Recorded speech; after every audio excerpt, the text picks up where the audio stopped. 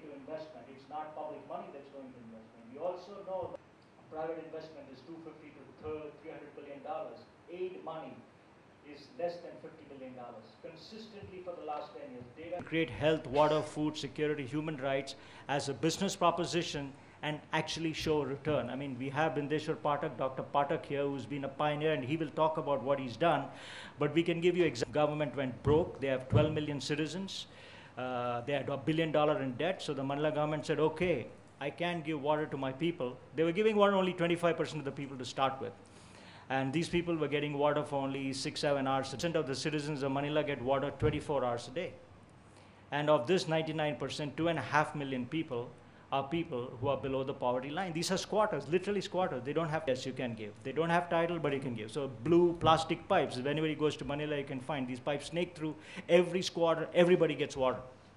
Then you say, how do you collect money from these people? I mean, because we won't collect money from everybody, but we'll put community metering. So they went into a collection, a community, and had community metering, and then they appointed a barangay captain. Sort of, Dr. Olson has already told you, the poor people, not just in Dharavi and Lagos, but in Manila, pay 3 to poor people. I mean, when you go to the slum, do you think these poor people get water? They don't get water? I mean, not even poor people. If you go to a city like Bangalore, the infrastructure is broke, a truck shows up in the morning, there are these bottles of water, people come and buy this water. Where do you think this water comes from? Comes from the government supply system. A commissioner, it's tough business to tap water illicitly or electricity illicitly, because sometimes they might get caught, there might be a honest official. So the cost of doing this business is very expensive. They take this water at a separate site, they have to rebottle it. By then it has lost its purity because there's no free chlorine. In the tap water there's free chlorine, but once you take it out and then more than 4 to 6 hours, there's no free chlorine. So poor people get lower quality water at a higher price because the tap of providing this illicit water is very high. Same thing with electricity. So in the end, poor people pay 3 to 9 times for the same water. Now all this water goes through official channel. So this Manila Water Company, for the same amount of water, they were able to gather more revenues. So you can imagine what happened. Their profit shot up. I can go through a lot more details, and I think the case studies talk about it, so much so that this company, on $150 million of billing last year, made a profit of $30 million. Sulabh International has cash flow positive of $5 million. So these are innovative business models. All I'm trying to say is, even in basics like healthcare, water, food, empowerment, after all, what Dr. Pathakji does is basically to provide empowerment to these scavengers. I mean, these folks are now coming out of that stage where they don't have to carry human waste at all. They sort of manage the sanitation system. Manila Water provides water. You can provide healthcare. Narayan Hirdyala case has been alluded to by Dr. Olson. These are very innovative business models. But in order to do these business models, let's keep it very clear. Businesses cannot do it by themselves. Manila Water Company was able to make the profit, provide the connection, provide the lines, and run a profitable business because of enlightened governance and government.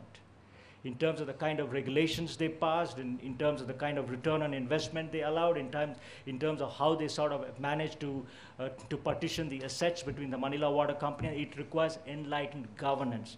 If people keep pointing finger at each other, you're bad, I'm bad, then I think the poor people are the one who suffer. In this case, the government and the private sector came together, and the civil society came together to hold hands and create value for society. And I can keep giving you examples as we keep going up. Housing, education, when you talk about skills, livelihoods, microfinance, micro-insure. To a large extent, Dr. Pathakji also provides TV. You can sell. All those things are fine because people are at the border of operating on an exchange market, but we have to bring efficiencies and make sure that they have the access to loans. Microfinance is a big success in Latin America. It's not been that successful in Africa, and in India, I think it's a mixed bag, if you ask me, my personal opinion. Start operating in these middle markets or submerged markets, businesses and government and civil society have to work in partnership to craft a market opportunity. The opportunity doesn't lie there. You have to work with each other to craft a market opportunity, which means society can get clients. Somebody has to advocate on their behalf because many of these people might not have the human and the political rights, social, economic rights. And then at the base of the pyramid, the bottom of the pyramid, the role of business, civil society, and government is actually to create the products and selling them or saying, here are the skills, you come out of poverty. We have to create a market infrastructure. So the whole thrust of the report is to say that we have to offer for the middle of the pyramid the exchange market. We need to lubricate market to this, and how can it be done? Business has to be involved because they are the ones who bring the investment.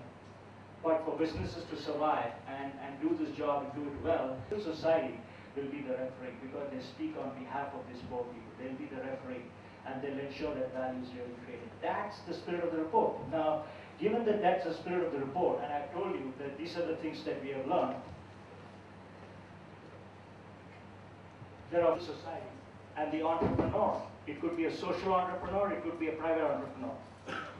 So basically what do we need to do? We need to ensure that these different folks have appropriate roles. The report is based on economic development.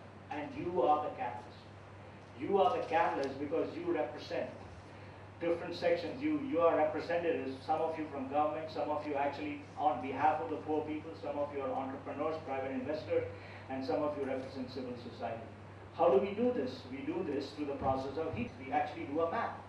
Businesses know how to do it when they want to market a product in the city. What kind of a car do you want? What kind of features do you want? What color do you want? We can do that. But sanitation, healthcare, education, what do they have? Do they have information technology? Do they have access to things like consumer finance? Do they do? But what we should do is really take that heat map and get these folks around the table and say, what can we constructively do to start addressing these gaps? And that's exactly the role that the GIG report is advocating. It's agnostic. We are not telling you there's one correct way to do it. And we are not saying that government should do more, or private sector should do, or civil society should do more. We are saying it's contingent on the situation, hit the table, map what the needs are, and then go ahead and make things happen. This report is a provocation to action, and you are the captain at the base of it. Thank you, folks. Thank you for your time.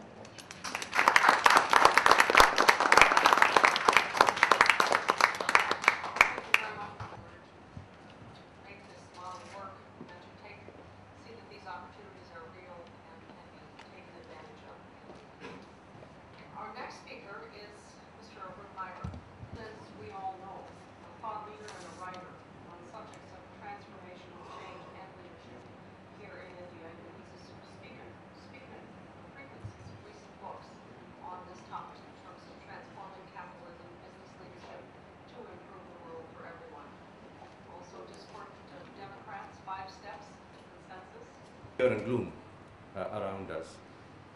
Some years ago, on a September day, there was a momentous event. It was a clash of two systems, it seems, and so it was characterized.